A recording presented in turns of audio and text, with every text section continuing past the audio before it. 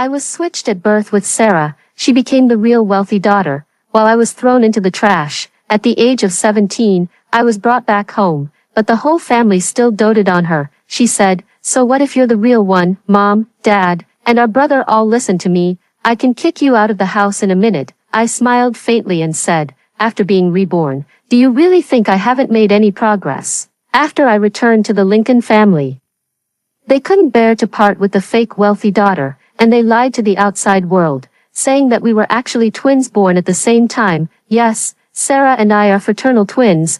We were born in the same delivery room. Her mother threw me into the trash, and my parents doted on her like a little princess. When I was picked up by the driver and brought home wearing ill-fitting clothes, my parents and brother all stood behind Sarah to support her, as if I were an intruder. They were the ones who brought me back, but they blamed me for disrupting their happy family. I fought alone in the Lincoln family and was finally pushed to a dead end by Sarah. In my last life, I knelt and begged my parents to save my grandmother, but I was defeated by Sarah's instigation. I was forced into a corner and had to borrow usurious loans, but she still didn't let me go. She spread my indecent photos on the internet. In the end, on my way to see my grandmother for the last time, I was hit and killed by Sarah's biological mother. In this life, I have no hope for the Lincoln family, but Sarah has to pay back what she owes me. So when the driver came to pick me up, I didn't even let him in. Soon the phone rang, but I ignored it and only answered it after finishing a set of test papers. On the other end of the phone was my biological father, but I interrupted him as soon as he introduced himself. I said coldly, "I was picked up from the trash by my grandmother. I don't have parents." He tried to explain to me on the phone, but I hung up and blocked his number. He had to come to me 3 times and bring me back to the Lincoln family in person, to make me believe that I'm not an abandoned baby. They prepared a welcome party for me. This was something that never happened in my last life. Indeed, it's the crying child who gets the candy. As soon as I entered the house, Sarah rushed up to me warmly and hugged me, saying, "Hello, little sister. I'm your sister Sarah. Look, there are such shameless people in the world." She occupied my place but still had the nerve to act so confidently. I pretended to be confused and asked Sarah, "Are we really twins? Why don't we look alike at all?" My mother was afraid that Sarah would be suspicious, so she quickly said, "You're fraternal twins. It's normal not to look alike." I looked at them all and continued to ask, "But I look like Dad. Why doesn't she look like any of you?" My mother's face froze, and she couldn't say anything. Sarah has no blood relationship with them at all. It would be strange if she looked like them, but my brother Simon is a sister con, and he only doted on Sarah. Seeing Sarah embarrassed, he roared at me in a bad tone, "Tina, are you done? You're causing so much trouble as soon as you're back." With tears in my eyes, I turned to my father and asked, "Didn't you say that my brother would like me? It's just acting." "Who can't do that?" Simon sneered. "You're thinking too much. I only recognize Sarah as my sister. You'd better behave yourself." He said it with righteousness, probably thinking that he represented justice and completely ignoring my father's scolding. I turned to my mother and asked, "Mom, do you think the same?" My mother said uneasily, "How could I? You and Sarah are both my daughters." What a kind and generous mother. She treats the daughter of the person who abandoned her own daughter as her own.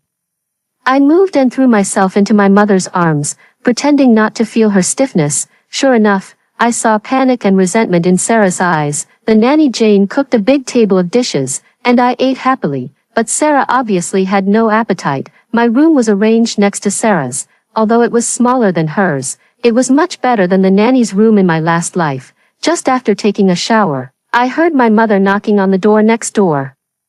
I knew she was going to comfort her precious daughter. I was indifferent and focused on brushing up on my test papers. Soon Sarah knocked on the door perfunctorily and then directly entered my room. She put on the airs of an elder sister and asked me, "Tina, Mom just brought me a bowl of pork dumplings. Do you want to have some?" She deliberately emphasized the words, "a bowl," probably hoping to make me envious and then say something unpleasant so that my mother outside the door could hear it. But I just said, "No, I'm allergic to pork. You can have them yourself." My mother was surprised and came in to ask me, "You're allergic to pork too?" I nodded and said, "I've been like this since I was a child. The doctor said it might be hereditary." She murmured, "Yes, I'm allergic to pork too, but Sarah really likes pork dumplings." Sarah's face changed. She panicked when she saw the change in my mother's eyes. She came to show off this bowl of pork dumplings in front of Tina, but it backfired. She quickly said, "Mom, let's go, don't disturb my little sister's study," but my mother, who had just become affectionate towards me, stepped forward to look at the test papers on my desk and asked in surprise, "Why are you doing the Senior 3 test papers? Sarah and I are both 17 years old, and she's only in the second year of senior high school," I said calmly, because of the household registration problem. I started school a year later, I skipped 2 grades. So I'm in Senior 3 now. She didn't even know what grade I was in, which showed that she didn't want to know about me at all. Sarah said jealously, "You used to study in number 17 middle school. The level of that school can't compare with our number 1 middle school. Be careful not to fall behind after transferring here." But my mother smiled and said, "Number your father was a top student who skipped 2 grades when he was studying. Tina is like him." Sarah's face twisted. Pretending not to see it, I said awkwardly, "I'm not a top student. I just skipped grades to save on tuition and miscellaneous fees because of my poor conditions." My mother then noticed that my school bag was washed white and there were patches next to the zipper, which didn't match this delicate room at all. Although my father prepared new clothes for me, he wasn't careful enough to prepare a new school bag. "Maybe he didn't expect that I didn't even have a decent school bag," Sarah quickly said. "I have a new school bag given by our brother. Do you want to use it, little sister? You won't mind, right?" With these sarcastic words, it's no wonder I was defeated by Sarah in my last life. But now I don't care about it at all. I put on an expectant and embarrassed look and said, "But won't brother be unhappy? After all, he gave it to you specially." My mother couldn't stand it anymore and said, "Sarah, since it was given by Shaosen, you can keep it. I'll take Tina to buy a new one tomorrow." Sarah's face darkened uncontrollably. The next day when we went out, Sarah followed us. After coming out of the stationery store, my mother turned and went into the jewelry store, and several salesgirls surrounded us immediately. Sarah affectionately took my arm and insisted on dragging me around. In the end, she said she didn't like any of the jewelry and didn't buy anything. With great difficulty, after my mother finished shopping and paid the bill, the alarm at the door suddenly rang as we were leaving. "Sorry, ma'am, maybe the necklace you just bought wasn't demagnetized." The salesgirl took the necklace and passed it through the machine again. But the alarm rang again when we were about to leave. And during this period, other customers went in and out without any problems. The manager of the jewelry store came out and said politely that we might be carrying other goods that hadn't been paid for, and he hoped we could cooperate with the inspection. No matter how politely he said it, he couldn't hide the suspicion in his words. My mother shrieked and asked, "Are you saying that we stole something?" The manager said neither humbly nor arrogantly, "Sorry, ma'am, since the machine is fine. There's only one explanation. I hope you can cooperate." More and more people looked over, and my mother had no choice but to agree to the inspection. The female salesgirl scanned us one by one with the detector. Sarah looked at me with barely concealed excitement and anticipation, and I gave her a smile in return. Before she could react, my inspection was over and there was nothing wrong with me. Instead, the detector rang like crazy on her, in Sarah's incredulous eyes. The salesgirl took out a diamond hairpin from her bag. My mother also stared at Sarah in disbelief. "It's not me. I didn't steal anything. Someone must have put it in my bag." She stared at me angrily when she said this. She obviously understood the meaning of my smile and knew that I had outsmarted her. I also said angrily, "Sister won't steal things. There must be some misunderstanding. Mom, let's call the police. Even if the surveillance didn't capture it, we can check the fingerprints. We can't let sister be wronged." My mother touched my head with relief, but Sarah's face changed drastically. Even if she carefully avoided the surveillance, she must have left fingerprints. If we call the police, it's all over. In the end, Sarah said that she tried on the hairpin and forgot to put it back and it ended up in her bag. My mother had no choice but to pay the bill and take us home amidst the gossip. My mother was so angry that she didn't eat dinner. My father, not knowing what happened, went upstairs to comfort her. I don't know what Sarah said to Simon, but he blocked me downstairs like an evil spirit. "Tell me honestly, did you put the hairpin in Sarah's bag?" I don't believe that Sarah would tell Simon the truth, so I'm not worried at all. "What evidence do you have for saying that?" Simon snorted coldly and said, "I know Sarah. She wouldn't do such a thing. You must have stolen it and put it in her bag because you were afraid of being discovered." I asked him, since Sarah didn't steal it, Why doesn't she want to call the police? Simon said matter-of-factly. Sarah is kind-hearted. She guessed that you stole it and was afraid that making a big deal out of it would embarrass you. You'd better admit it to our parents, or I won't let you off. I sneered and said, fine, let's go right now. Simon followed me to my parents' room, half believing. As soon as we entered, he couldn't wait to say, Dad, Mom, don't blame Sarah. Tina is the one who stole the thing. My parents looked at me in surprise. With red eyes, I said, brother and sister insist that I stole it. Maybe they think that only someone as poor as me would steal things. My father asked Simon with a dark face, did Sarah tell you that Tina stole it? Simon was so angry that he wanted to rush over and hit me. I cowered and hid behind my mother. My mother was so angry that she asked my father to bring Sarah over. Sarah came with red eyes. She probably wanted to play the victim, but as soon as she entered the room, she was severely scolded by my mother. She cried and said, brother asked me just now. I said that I was with my little sister all the time, and then the hairpin somehow ended up in my bag. Maybe brother misunderstood what I meant. Sarah really knows how to play the game of words. Simon, who has more brawn than brains, would count the money for her even if she sold him out. Sure enough, in the end, Simon admitted that he was wrong and it had nothing to do with Sarah. He reluctantly apologized to me. My parents comforted me and then let us go to sleep. We had school the next day. Before leaving, Simon gave me a fierce look, but I didn't even bother to give him a glance. The next day, my father personally took me to school. The head teacher was a slightly chubby and kind middle-aged male teacher. And he wasn't the head teacher of class 7 in my last life. My father didn't care about me, so I was randomly assigned to class 7. Once again, it proves that it's the crying child who gets the candy. I was led into class 1 of senior 3. The classmates were very curious about me. After all, there are few transfer students in senior 3, especially those who can directly transfer to class 1. After a brief self-introduction, the teacher asked me to find a seat. In fact, there was only one seat left in the classroom.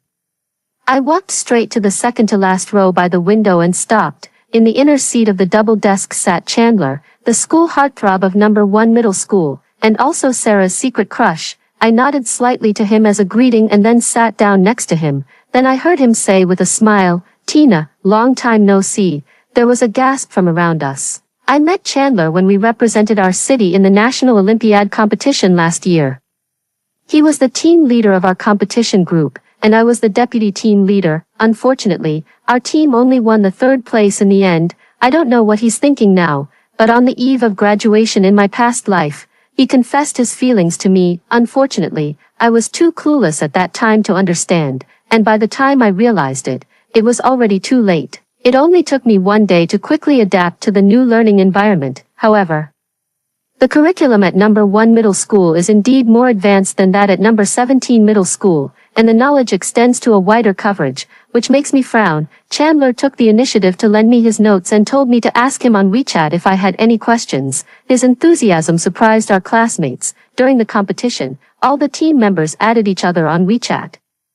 After the competition, we didn't delete each other as friends. Instead, we would communicate with each other when we encountered interesting Olympiad questions. Although we didn't meet again after the competition, we were not strangers. We were quite familiar with each other, so I didn't stand on ceremony with him. Sarah somehow heard that Chandler and I were desk mates. The next day, she hypocritically insisted on sending me to the classroom, and Simon told me not to be ungrateful. As soon as she saw Chandler, her eyes lit up. After that, she would run to our class whenever she had time, and soon the classmates in class 1 knew about my background. Because of this, I got to know Sarah's best friend, Lily. Lily is Jane's daughter and is in the same class as Sarah. To keep the secret that her mother is a nanny in the Lincoln family, she tacitly became Sarah's follower. But I also know another identity of hers. She is Simon's girlfriend. The daughter of a nanny and the young master of the employer's family. This kind of plot from an idle drama actually happened, but this matter was kept from Sarah at Lily's strong request. Not to mention being best friends, Sarah didn't even treat Lily as a classmate. She just treated her like Jane and gave her orders. I'm different. My family background in the past was even worse than Lily's. Coupled with her subtle feelings towards Sarah, we quickly became familiar with each other. Once, Sarah was jealous because I was close to Chandler and slapped Lily to vent her anger. I stepped in to protect Lily, which made Sarah even more furious. She believed that Lily had been bought by me and betrayed her. Then she intensified her bullying of Lily with her classmates until the scars on Lily's body became too obvious to hide from Simon. Simon lost his temper with his beloved sister for the first time. My parents were shocked, and even Sarah was frightened. But soon they noticed that there was something unusual about the relationship between Simon and Lily. I watched coldly as the two of them fought each other. I remembered that in my past life, when Simon found out that Sarah and Lily had bullied me, he didn't show such righteousness. People are like this. When the wound is not on their own body, they never know how painful it can be. But it's not enough for only Simon to understand this truth. Simon and Lily's relationship was exposed.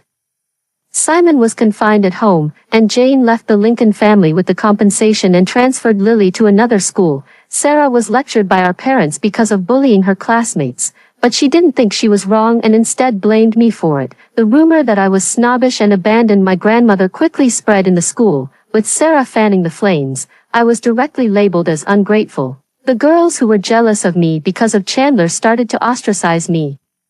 But I turned a blind eye to this messy situation and focused on the first monthly exam after I transferred to number 1 middle school. On the day the monthly exam ended, I relaxed and bought a bunch of flowers when I went to see my grandmother after school. This is the best nursing home in the city, and it was also the condition for me to return to the Lincoln family. I would come to accompany my grandmother for an hour between school and evening self-study every day. In my past life, I longed for the love of my parents. My superficial pride was just to hide my inner inferiority. I never took the initiative to ask the Lincoln family for anything, for fear of being looked down upon. Later, when my grandmother was seriously ill, I had a falling out with my family. With Sarah adding fuel to the fire, my parents didn't believe me at all and refused to pay for my grandmother's treatment. Desperate, I had to borrow usurious loans and was forced to take indecent photos. Sarah bought these photos and posted them on the internet. My grandmother couldn't be saved because of the delayed treatment. That day was like a nightmare. I was hit by a car on the way to see my grandmother for the last time. Before I died, I saw that the driver who caused the accident was Wendy, Sarah's biological mother. Then I realized that Sarah actually wanted to kill me. But I never expected that I would have a chance to start over. I ran into Chandler, who was visiting his grandfather. In the corridor, Grandpa Chandler was also in a vegetative state, just like my grandmother. He could only hold on to the last hope in the nursing home. There were only these 2 patient rooms on this floor. We sat in the corridor and compared our answers, and finally couldn't help laughing. After my monthly exam results came out, my parents showed a long-lost smile. My father talked about his school days and even took out his graduation photo from that year for me to see. I stared at a woman in the photo and jokingly told my mother that she was looking at my father. My mother immediately became interested and went to find the name on the back of the photo, Wendy. She murmured this name. She seemed to find it somewhat familiar but couldn't remember who she was. I casually said, "Mom, don't you think this woman looks like sister?" Then I saw my mother's face change. And she finally remembered who Wendy was. She was Sarah's biological mother. The single mother who was in the same delivery room as my mother. She switched me and Sarah and then threw me into the trash. The fact that Wendy was my father's high school classmate made my mother very concerned, especially after she found out that Wendy had pursued my father vigorously back then. This concern was even more directed at Sarah. Before, she always thought that what the adults did shouldn't involve the children, and Sarah was the daughter she had raised since childhood. No different from her biological daughter, but after knowing that she had been raising her rival's daughter, her state of mind changed. She began to see the flaws in Sarah that she had ignored before, especially the 2 things of stealing and bullying classmates made her very concerned. She suspected that these were the inferior genes that Sarah had inherited from Wendy, just like I inherited her pork allergy. She suddenly realized the importance of blood relationship. And Sarah really looked like Wendy, so every time she saw Sarah, she would think of Wendy, and this became a thorn in her heart. Of course, I took the opportunity to add fuel to the fire. I asked her to go to the movies with me under the pretext of a reward and specially chose a popular family ethics movie with the participation of a popular celebrity. The male protagonist in the movie adopted his ex-girlfriend's daughter after she died. As the child grew up, he unexpectedly found out that the child was his own with his ex-girlfriend. Judging from my mother's expression after watching the movie, I achieved my goal. She began to suspect that Sarah might be my father's child with Wendy. although this absurd plot only appears in movies. Once the seed of doubt takes root, it will absorb nutrients and grow. After Sarah noticed my mother's coldness and fell out with my brother, she tried her best to please my father, but in my mother's eyes, this had a different meaning. My father was the most sensible person in the family, although he couldn't have no feelings for Sarah, whom he had raised for 17 years. He was clearly more satisfied with me, his biological daughter who was like him. After my father praised me again for my excellent grades, Sarah couldn't sit still. She stopped me in the corridor with red eyes. "Tina, did you say something to Mom? Why has she been ignoring me recently?" I looked at her innocently and said, "I'm Mom's biological daughter. You're just an imposter. Now that I'm back, isn't it normal for you to be left out?" Sarah's pupils shrank suddenly, and she said in shock, "So you knew it already?" I smiled at her, looking triumphant. Sarah gritted her teeth and stared at me viciously, saying, "Tina, don't think you can take everything away from me. Mom, Dad, and brother are all mine. You're the one who will be kicked out." After she finished speaking, she closed her eyes and took 2 steps back, deliberately missing the stairs and rolling down. I just watched her act stupidly. Sarah got scratches all over her body and broke her left leg after rolling down. She looked extremely pitiful, of course, even though she was in so much pain that she couldn't speak.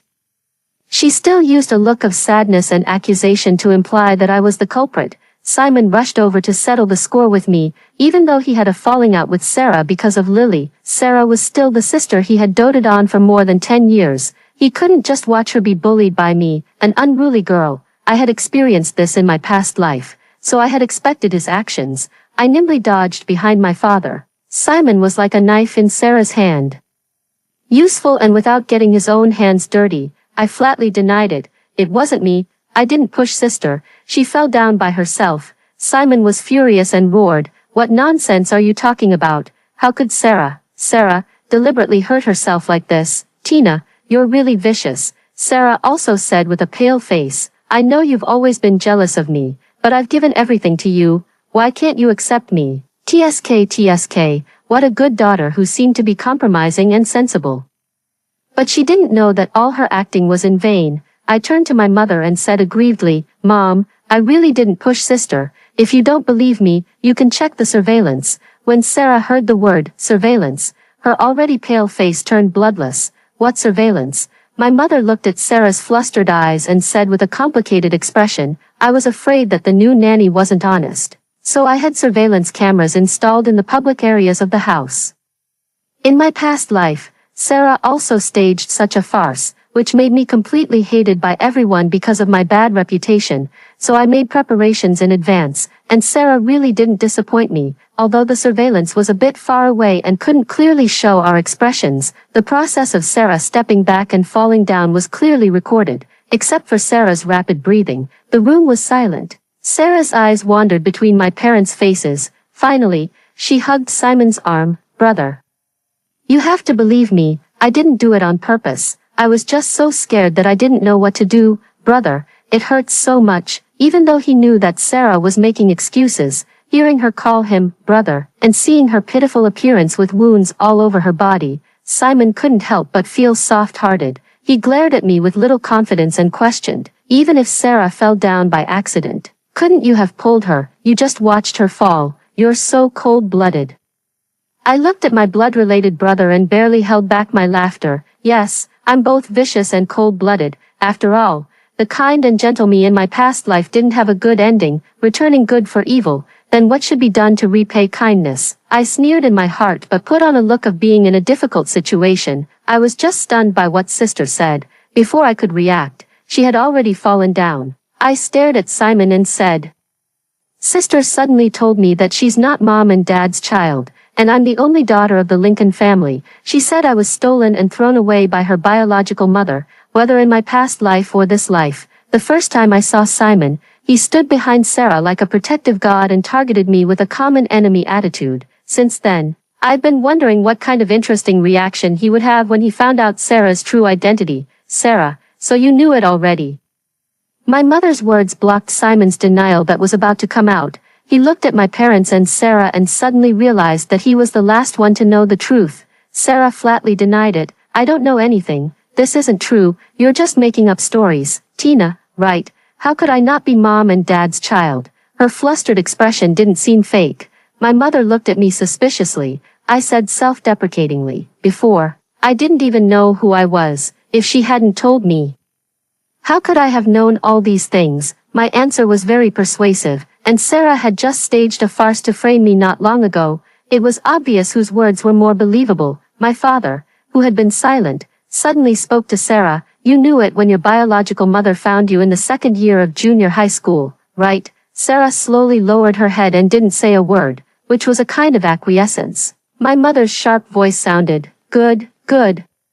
You're really my good daughter and good husband. You've been hiding all this from me. It turns out that I'm the outsider. After my mother finished speaking, she stormed upstairs. My father quickly went to explain to her, leaving Simon to stay with Sarah and wait for the ambulance. Sarah cried bitterly and tried to act coquettishly with her brother as she used to, but Simon awkwardly dodged her. Men are rational animals, just like Simon. Although he scolded Sarah because of Lily and they seemed to have a falling out, he couldn't really ignore his sister, but at the same time, when he found out that Sarah had no blood relationship with him, all the privileges he had given her before would gradually disappear. I want to watch Sarah lose everything she cares about until she has nothing left, just like what she did to me. My father and mother had a fierce argument upstairs. They didn't even show up when the ambulance arrived. Simon accompanied Sarah to the hospital. When I got up the next morning, I happened to run into my mother coming out of the next room. There was Sarah's hair in the sealed bag in her hand, which she didn't have time to hide. I pretended to be half asleep. My mother clumsily dealt with me and then rushed out. I guessed that she was going to the identification center. Sarah had known her true identity for a long time but pretended not to know, and my father had contacted Wendy before. This made my mother extremely suspicious. Of course, Sarah has no blood relationship with my father. It was just a coincidence that Wendy and my mother were in the same delivery room, but she knew the situation of the Lincoln family, so she had the idea of switching the two children. As for whether she just wanted her daughter to have a good life or wanted to take revenge on my mother out of jealousy, no one knows. The trust between people is the most fragile thing. Once it's broken, it can never be truly mended, so even if the result is negative, my mother can no longer treat Sarah as she did before, and the good show has just begun.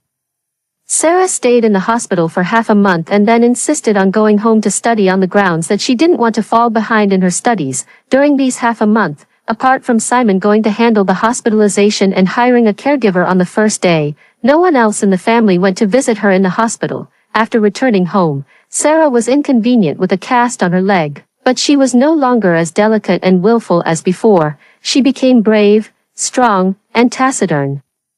As if she had grown up all of a sudden, I could feel that both Dad and Simon softened their hearts. After all, they had lived together for 17 years. Even rationally speaking, this well-behaved and sensible Sarah couldn't make them dislike her. But how could Sarah really stop causing trouble? Although the Lincoln family is wealthy, they never spoil their children. Moreover, the school is only a 10-minute walk from home, so we always walked to and from school. But because Sarah was disabled, Dad would give us a ride to school when he went to work. Sarah sat in the passenger seat, and I sat on one side of Dad and Simon on the other side in the back seat. We were silent all the way. As expected, Simon helped Sarah to the classroom and asked his classmates to take care of her during the break. The grateful and trusting look Sarah gave Simon softened Simon's expression, and he temporarily forgot that she wasn't his biological sister.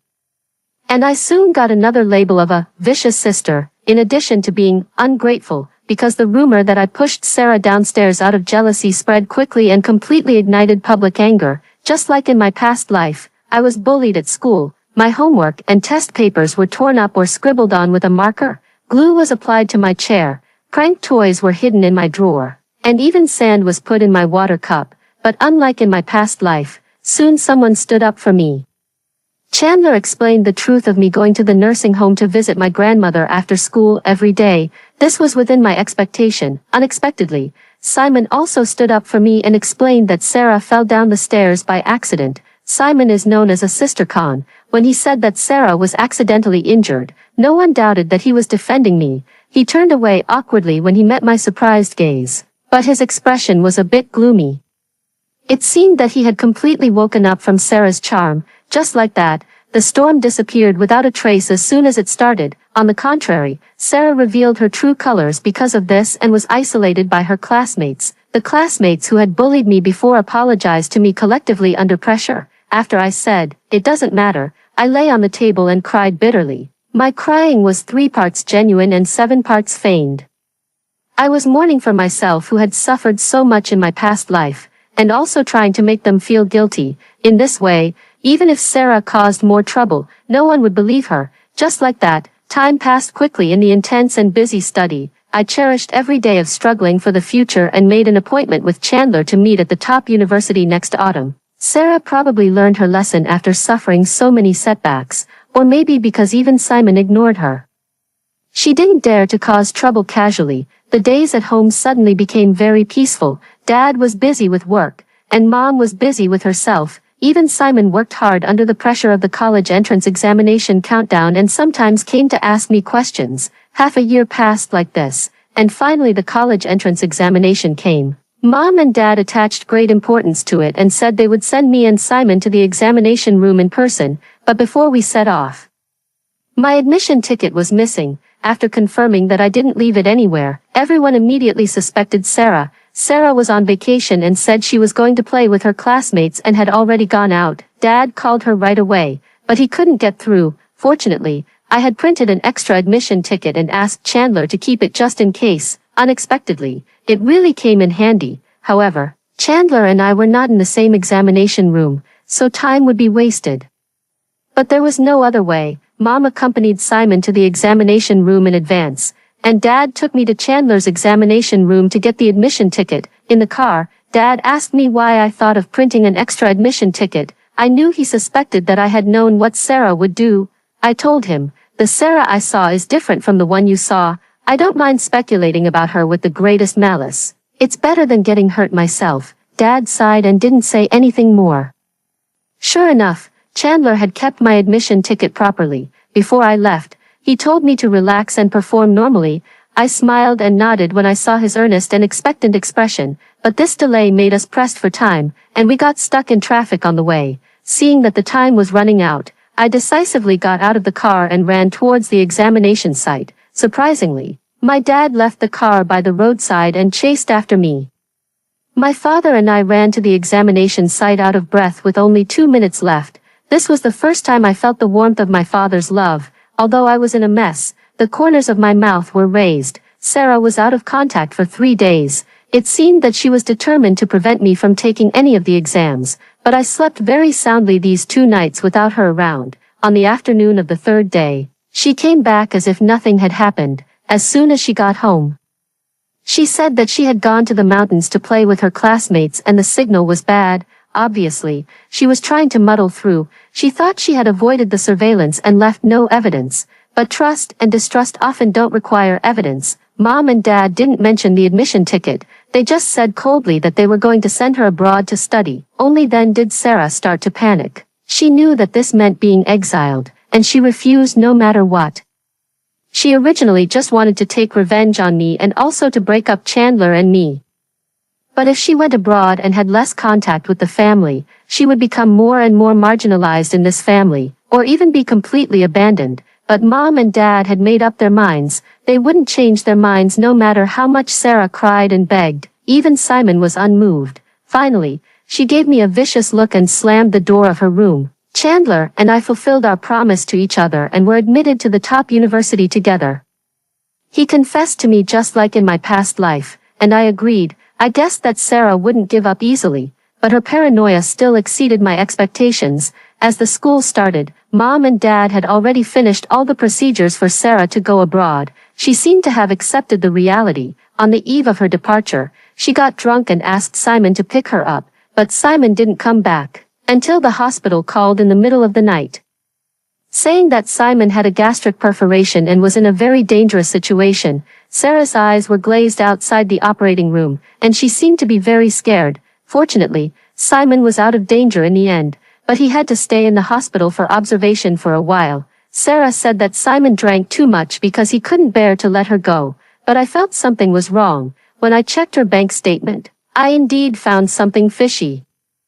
Sarah had booked a large double room in a hotel next to the bar in advance. It was obvious what she was going to do after getting Simon drunk. She knew that she was no longer considered a daughter of the Lincoln family in the eyes of Mom and Dad. In order to stay in the Lincoln family, she even resorted to becoming the daughter-in-law of the Lincoln family by any means, after being exposed. Sarah cried and said that she did all this because she couldn't bear to leave Mom and Dad in the past. Mom and Dad might have believed her nonsense, but now she had no credibility left. Just like I said, the more Mom and Dad knew about Sarah, the more they would involuntarily speculate about her with the greatest malice. Mom and Dad didn't say anything more. They didn't even bother to scold her. They didn't mention sending her abroad anymore but arranged accommodation for her. Although Sarah came back as soon as she was on vacation, no one in the Lincoln family cared about her anymore. Everyone ignored her completely. Sarah's grades, which were originally average, dropped sharply. What's more, because of the deep conflict with her roommate, her admission ticket was hidden and she missed the first college entrance examination. Her grades were so low that she could only get into a low-ranking second-tier university by bribing, and since she didn't have the courage to repeat a year, she thought of studying abroad. On the other end of the phone was my biological father. But as soon as he finished introducing himself, I interrupted him. In short, the person who was a nightmare to me in my past life completely faded out of my life, but my revenge was far from over. I heard news about Sarah again at my wedding with Chandler. I overheard it when my high school classmates were chatting about gossip. In Sarah's freshman year, her gambling-addicted biological mother found her and stole all her money, although Wendy was sent to prison in the end.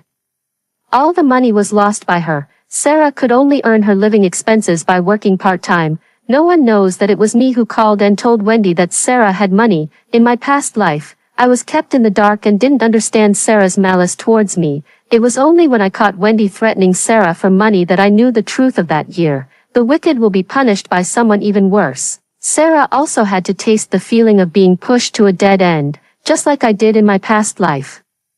But Sarah, who had lived a pampered life since childhood, couldn't stand such hardship, so she took a shortcut she shouldn't have taken and became a mistress. The latest news is that her benefactor passed away unexpectedly half a year ago. She was beaten up by her benefactor's wife and then kicked out with the child. After that, she disappeared without a trace. But all these things have nothing to do with me. I can't even bring myself to gloat, after all. People who are truly insignificant are not worth my attention. After hearing the first story above, what are your thoughts? Feel free to share your opinions in the comments section. Next, let's continue to see another similar story. I was switched at birth, and my roommate is the heir to my family's tens of millions. After my roommate returned, she kicked me out of my adoptive parents' house, stole my boyfriend, and took the lead in isolating me at school. I don't care that she took all these garbage things away from me, because I'm already worth hundreds of millions. I found out that I was switched by a nurse 20 years ago. My roommate Zara is the biological daughter of my parents and the heir to their tens of millions of fortune. In order to make up for their guilt towards her over the past 20 years, my adoptive parents immediately listened to her and kicked me out of the house. When Zara kicked me out, she looked down on me haughtily. Full of mockery, Megan, I said that one day I would take everything from you. Now go back to that shabby home of yours where you have nothing. When I got to school, I realized what she meant by everything, because she was going in and out with my boyfriend Jack, and they were very intimate. They were flirting with each other in the cafeteria without caring about others, feeding each other, and it was really sweet. Everyone at school knew that he was my boyfriend when I showed up.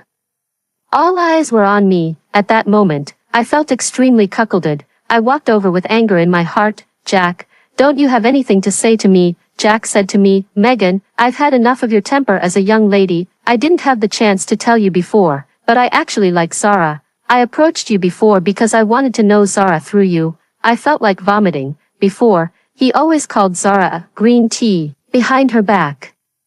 But now he was being so affectionate when he mentioned Zara. Zara said to me in a bitchy way, Megan, you know that feelings can't be forced. When we were together before, he always showed me the ambiguous messages Zara sent him. In those messages, Zara also said a lot of bad things about me. He said that I was a spoiled young lady, arrogant, and looked down on her because I had money. He said that he loved me no matter what I was like, and then he deleted those messages. Thinking about it now, I was really stupid. If he really had no interest in Zara, why didn't he block her? He just deleted the messages. I looked at the two of them and said sarcastically, "You two are a perfect match, bitch and dog, they deserve each other." Jack had been chasing me for 2 years before I agreed to be with him, and he always pretended that he loved me for who I was, not for my money. A woman's IQ in love is inevitably low. I actually believed him. Now that I think about it, true love can't compare to a lot of money. It's a good thing that I saw this man for who he was early on, otherwise, would have regretted it if we got married. When I thought about it this way, I felt much better, and most of my anger subsided. I wish you two were locked together. When school was over, I went to the school gate. My biological parents were standing there to pick me up. Wearing simple clothes, when they saw me come out, they happily rushed towards me. When they got to me, they looked very awkward and said to me, "Megan, we're sorry to make you suffer. We don't have the ability to give you a good life." Yes, it's all my fault for not being capable. There was guilt on their faces. I looked at their rough hands. It was obvious that they had been working hard all year round. I felt a bit sad. Let's go home.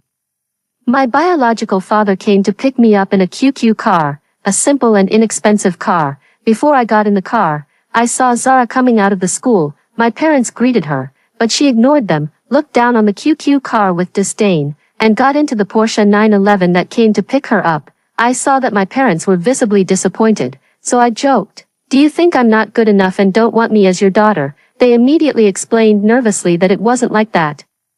They were worried that I wouldn't get used to coming back to a home like theirs from a wealthy family. When I got home, I found that it was a small bungalow. It looked old and there might be safety hazards. "Mom and Dad, when you have time, accompany me to buy a house. It's not safe to live here, so I need to buy a better house for them." My parents looked at each other, hesitated for a while, and then nodded. On the day we went to buy a house, I saw Zara and my adoptive parents at the real estate agency. Subconsciously, I called them Mom and Dad. My adoptive father frowned. "Megan, don't call us Mom and Dad anymore. After all, we have no blood relationship." "Got it, Uncle and Aunt." I turned to my biological parents and said, "Mom and Dad, take a look at which house you like." When Zara heard that I was going to buy a house, she came over and pretended to give me some advice. "Megan, you're here too, you want to buy a house. The price per square meter here is not cheap. You can't buy a house here without $40,000 to $50,000 per square meter. You just came back and asked your biological parents to buy such an expensive house. You're trying to drain all their hard-earned money, even they don't have that much money." When my parents heard the price of $40,000 to $50,000 per square meter, their expressions changed and they looked nervous. "Dear daughter, let's find a cheaper place to buy a house. I'll take out all the money I've saved over the years for you, but it might not be enough. We can get a loan. I'll work hard to make more money. I'm sorry to make you suffer." I patted my biological father's hand. "It's okay." Before I could say that I had money, my adoptive father interrupted me and started lecturing me. "Megan, I've taught you not to be so vain. Don't always rely on your family. Why are you trying to act rich when you're not?" I nodded as if I thought what he said was reasonable and asked politely, "Then why did you bring Zara here?" "My name is Zara Smith now, Megan, don't call me by the wrong name." Zara interrupted. My adoptive parents were very pleased with what she said. My adoptive mother chimed in. "Zara is different from you. She has been wronged for all these years. What's wrong with buying her a house as compensation? It's their money, and I can't control how they spend it." But they are really double standard. Besides, I don't plan to use my parents' money. I didn't want to talk to them anymore, so I turned to the real estate agent Harry. Harry looked at our two families. My adoptive parents were wearing big gold chains and brand-name clothes. They looked like nouveau riche, as if they wanted to carve the word rich on their faces. Then he looked at us. We were wearing old t-shirts, ripped jeans, and flip-flops, with the conversation just now in mind. The agent ignored me and turned to Zara and her family with a smile. "You also have the last name Smith. We might be from the same family hundreds of years ago. What kind of house are you interested in?" I said. "Help me get the most expensive house in this development." Harry said to me in a sarcastic tone, "Miss, do you know that the most expensive house here costs $10 million? Do you really want it?" Zara laughed as if she heard a joke. "You must be crazy. With what money are you going to buy such an expensive house?" My adoptive father started lecturing me again. "Megan, don't be so competitive. You have such strong vanity. Do you think you're still my daughter, even if your biological parents sold all their organs? They couldn't afford this house. That's right, don't tell others that you were raised by us. You're really not our biological child. You're so unreasonable. Zara is so sensible. She just asked us for a small single apartment, which costs only about $3 million.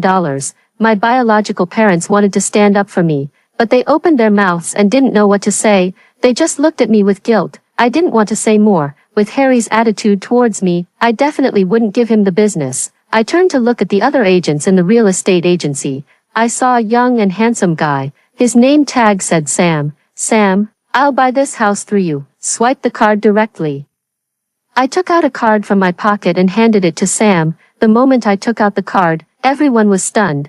When they came to their senses, they started mocking me again. Zara said, "Stop pretending. Where did you get the money?" My adoptive father said, "Do you need me to call the QS hospital? You seem to have a problem with your mind." My adoptive mother said, "Are you so stimulated that you're going crazy here?" Harry said, "With your poor appearance, how can you afford a $10 million house? You're just trying to be brave. You'll be embarrassed if the card doesn't work." My biological parents felt sorry for me and hugged me. They stuffed the card in their pocket into my hand. "Dear daughter, are we holding you back? Even if I have to sell everything I have, I'll get the money for you." Mom and Dad, you don't have to do that. Do you trust me? I really have the money to buy this house. The house you lived in before looked like a dangerous building. I want to buy you a better house. They hesitated for a while, but then they nodded at me. They also said to me with uneasiness, "We're almost 50 years old. It doesn't matter where we live. Let's just go back." Harry thought I was making an excuse to leave. If you don't want to buy it, just leave. What are you pretending to be affectionate for?" I gave him a cold look and handed the card to Sam. "Just swipe the card and you'll know if it works. Why are you talking so much nonsense?" Sam took the card from me with a smile and said obediently, "Sister, I'll swipe the card for you right away." Those people were probably waiting to see me make a fool of myself, so they all followed me to swipe the card. When the card payment was successful, they were all stunned. Harry looked really regretful. He would lose a lot of commission for such an expensive house. There was so much jealousy in Zara's eyes that she seemed to want to swallow me up. My adoptive parents also didn't expect that I could really buy this house. The expression on my adoptive father's face changed from arrogance to shock. He quickly smiled and called me Megan Smith.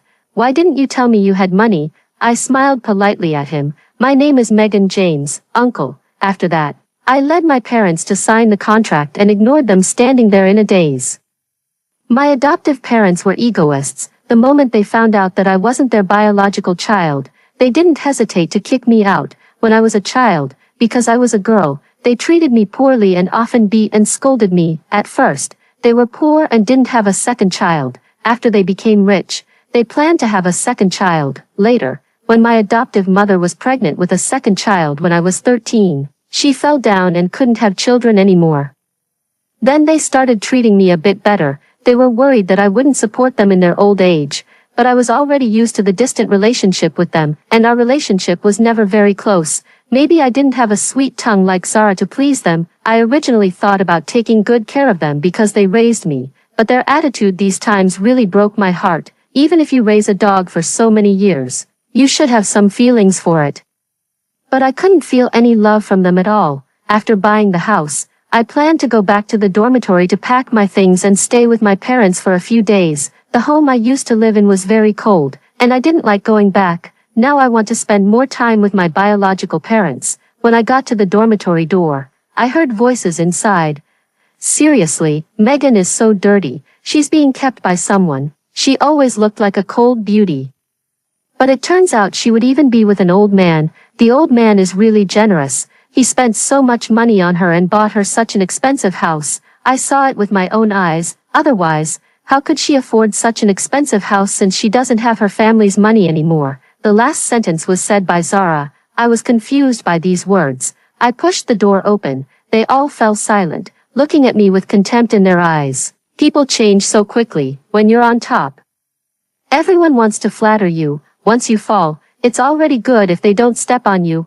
I walked in. After thinking for a while, I sat down and opened the school forum. I saw a few photos. There were photos of me with a bald man with a beer belly. The angles of the photos were quite ambiguous. The caption below said that an innocent female college student was relying on a rich old man to maintain her living standards. I did know that man, I just greeted him. He was a professor in the research project team I participated in. I held the phone in front of Zara. Did you take these photos? It was probably her who did this and framed me for relying on a rich old man to buy a house. That money was actually from a research project I participated in. I sold the patent of a financial software, and I played a major role in it. After tax, I got $100 million. Zara looked flustered and innocent. Megan, I didn't do it. But there's no such thing as a secret that won't be revealed. The other roommates who used to fawn on me all turned to speak for Zara. They said that I was not self-respecting and that since I did such a thing, I shouldn't be afraid of it being exposed. Stop playing these tricks behind my back. After warning Zara, I said, call me Megan. We're not familiar with each other. This matter definitely won't end so easily, as far as I know. This professor will come to our university, University A, to teach soon. Zara did this. Even if I don't take action against her, she won't get away with it. When I went downstairs, I happened to run into Jack. When he saw me carrying a suitcase, he looked very regretful. Why are you so willing to degrade yourself? Being with such an old and ugly man, you must have some problems. Don't infect me. He was really stupid. How could I have been so blind to like him before? I sneered. You don't have the right to touch me. Jack and I had only been in a relationship for a short time, and we didn't get to the final step at all. Jack's face turned ugly. Don't be ungrateful. I'm just trying to persuade you because we were together before. Don't be so cheap and degenerate. A good dog doesn't block the way. Being with you was the greatest shame of my life. I pulled my suitcase and walked past him, as if I was afraid of getting contaminated by something dirty. That night, several of my partners in the research and development invited me to a club to celebrate the success of our research and development, but at the last minute, they stood me up. They were all tied up with their significant others, showing off their love in front of me, so I decided to leave.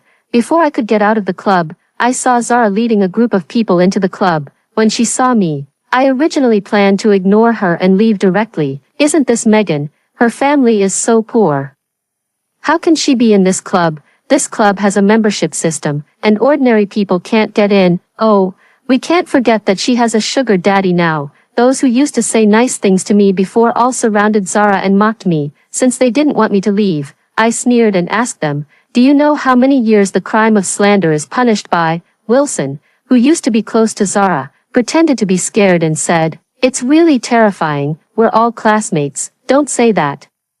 Since we've met, let's have a meal together. I'll treat you, Zara said generously to the others. I really laughed. It was she who spread the rumors. She's so good at pretending to be a good person. She's like a white lotus rising unsullied from the mud. I want to see what tricks she's playing. At the dining table, we ordered our dishes. Everyone praised Zara for being generous. She pretended to be modest and called out to me, Megan Smith. I frowned in disgust and said, Megan James.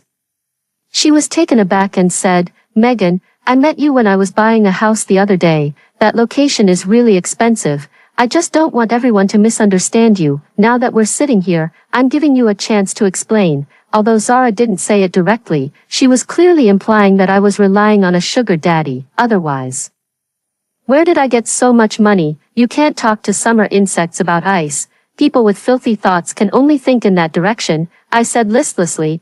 I earned the money myself. Zara obviously didn't believe me and said mockingly, if you have a good way to make money, why don't you take us classmates along to get rich? Wilson sneered and said, what good way could it be? She's just selling herself. But not everyone can sell themselves for so much money. Everyone at the table burst out laughing. I immediately picked up a glass of water and splashed it in Wilson's face. Your mouth is so dirty, you should wash it, and you don't need to insinuate anything. You'll know the truth later. The time wasn't right yet. Wilson didn't expect me to splash water at her. She shrieked and stood up. With a ferocious expression, she held a glass of water and was about to pounce on me. I dodged to the side. She was too forceful and lost her balance. Staggering forward and falling, she fell awkwardly in front of me, and the glass shattered on the ground, cutting her palm and making it bleed. I looked down coldly at the Wilson and smiled. If you know you're wrong, you don't have to bow down to me like this. Then I turned to look at the people sitting at the table. We're on different paths. I don't want to have this meal. I'm afraid I can't swallow it. When I left the club, I felt a cold wind blowing. It was getting late. And it seemed that it was difficult to get a taxi. After waiting for a while, I saw someone who was extremely annoying to me, Jack. Soon, Zara and her group came out as well. Wilson was still staring at me, but it seemed that she hurt her leg and couldn't move easily. Zara, it's cold at night. You should wear more clothes, Jack said and put his coat on Zara. I took a look and looked away. It was really disgusting. Thinking that Jack used to care about me like this, I felt a chill. What a disgusting man. He's really trying hard to be a kept man. Zara asked me as if she was doing me a favor. When my family's car arrives, do you want us to give you a ride? It's not easy to get a taxi at this time. I was a bit surprised by Zara's shamelessness. She seemed to have forgotten the tense situation in the private room. Is she like a garbage bag? She's so good at pretending in front of others. We had already fallen out, and I didn't have the slightest intention of dealing with her. No, are you shameless? Can't you see that I don't want to talk to you? Jack immediately protected Zara and shouted at me, don't be ungrateful. Zara is being kind and wants to give you a ride. You were never able to understand the people around you in the past. I really didn't want to pay attention to these two idiots. Just as I was worried about why the taxi hadn't arrived, a Rolls-Royce stopped in front of me. I looked at the ride-hailing app in my hand and confirmed that the taxi hadn't arrived. Indeed, no one would be so generous as to use a Rolls-Royce as a taxi, so why did this Rolls-Royce stop in front of me and block my way? The car window rolled down, and it was Sam, the handsome young man from the real estate agency that day. He called out to me gently, "Sister, get in the car." The rumors behind me started up again. They said that the person who was keeping me had sent someone to pick me up. Why are you here? I was a bit surprised. Even though I bought a house through him, the commission couldn't be high enough to buy a Rolls-Royce. Sam winked at me and said, I want to chase you, sister. I've been waiting at the door for a long time. There was an uproar behind us. Sam's looks were really outstanding, and with the Rolls-Royce, it was even more eye-catching. Is this Megan's pursuer? He's even more handsome than the school heartthrob Jack. With this car, he must be very wealthy. This Rolls-Royce is a limited edition, and it must cost tens of millions, not to mention the car. That watch on his hand is a special auction edition of Patek Philippe. It must cost millions. Then what was said on the school forum is nonsense. With such a handsome and wealthy pursuer, why would Megan want to be with an old man? She definitely doesn't want him because he's old or because he doesn't take a bath. After these words were said, Zara and Jack's expressions became extremely ugly. Zara looked at Sam a few more times, as if she thought of something. Her eyes darkened, and she said disdainfully, "This is the guy from the real estate agency when I was buying a house that day.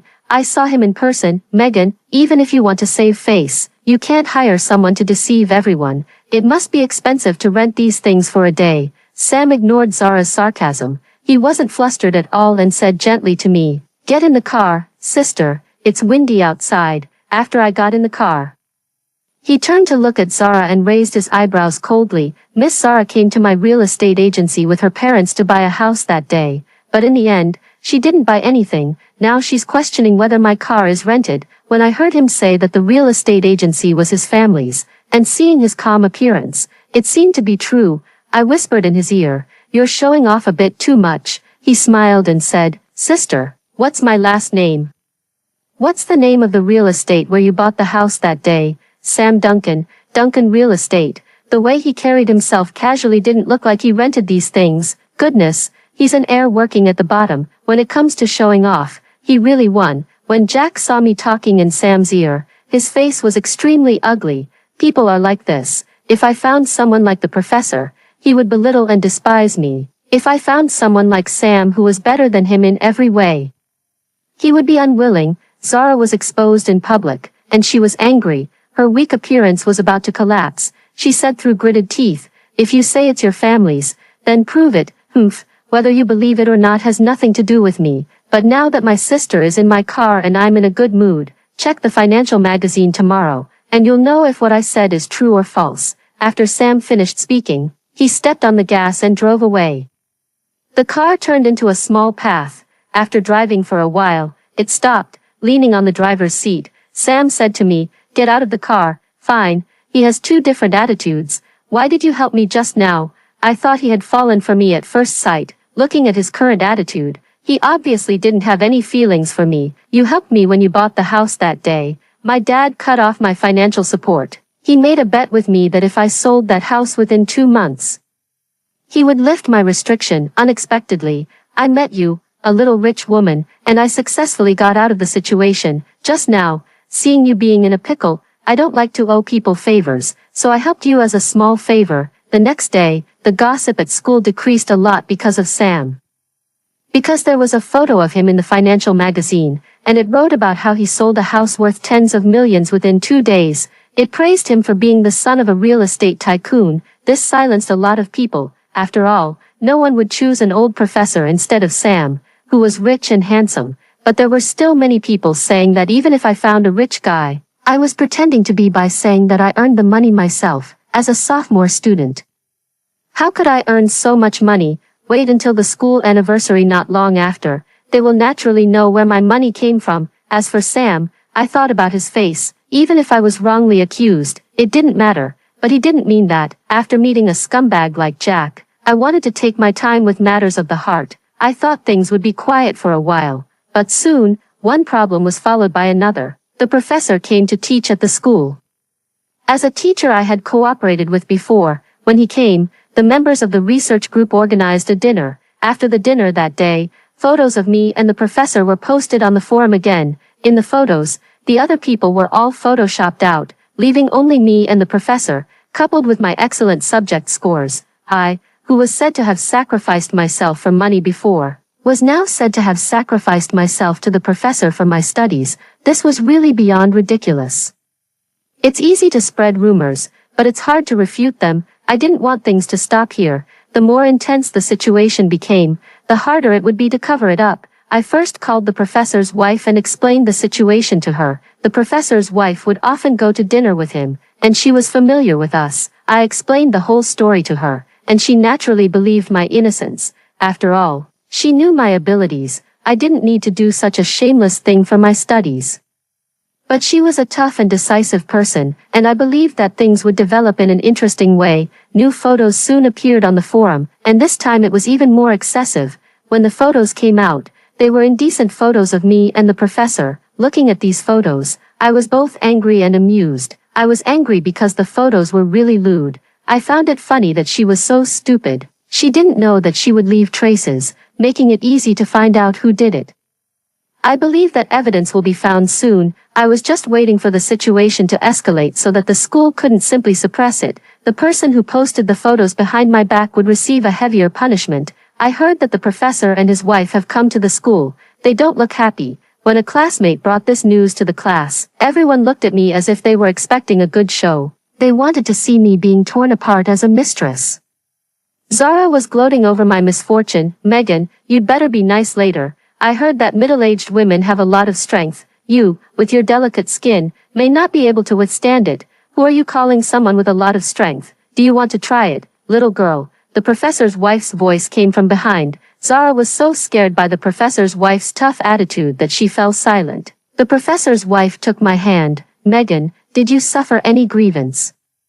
Her intimate gesture made everyone who wanted to see my joke confused. This wasn't the scene of the original wife tearing apart the mistress that they wanted to see. No, why are you here, mistress? I shook my head. I'm just afraid that you were wronged. My old man is old, but I want to see the principal of your school. I'll call the principal for you, mistress. When the principal came, the mistress let out a stream of words at the principal, not giving the principal a chance to speak.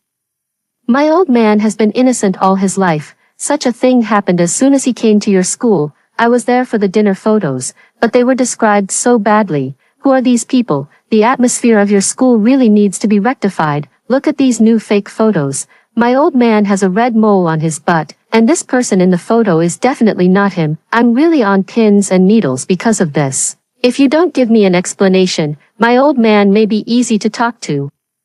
But I'm not. That day, the red mole on the professor's butt became well known, and the professor was extremely embarrassed. I also took the opportunity to pressure the school to thoroughly investigate this matter. I just waited for the situation to escalate, and the school couldn't simply smooth things over. I could finally prove my innocence. I proved that the photos were photoshopped through technical analysis and posted the evidence on the forum. Several big shots in the research and development field all used their aliases to testify for me, and my analysis was correct. Then I got the permission from the school. Through technology, I quickly found the person who posted the photos according to the IP address on the campus network. It turned out to be Wilson. The school immediately expelled her. On the day Wilson was expelled, she came to me and said, "I only posted the photos of you having a meal, coincidentally. I was having a meal in the same hotel. I was so angry that you made me lose face in front of so many people that day, but I didn't post those indecent photos." Given the situation, Wilson had no reason to lie to me, I said to her meaningfully, "But the IP address was traced back to your phone. You'd better think about whether anyone else had access to your phone." In fact, it was obvious who that person was. It was Zara. I really didn't understand. Why did Zara always want to oppose me, before? She might have been jealous of my rich family. Now everything that was supposed to be mine had become hers. Why did she still try to gain a sense of superiority over me? Wilson wasn't too stupid. She gritted her teeth and said, "It was Zara. It must be her." Then she left. The school held its anniversary celebration and invited all the students' parents to participate. My adoptive parents had donated a lot to the school over the years and always sat in the front row of the parents' seats.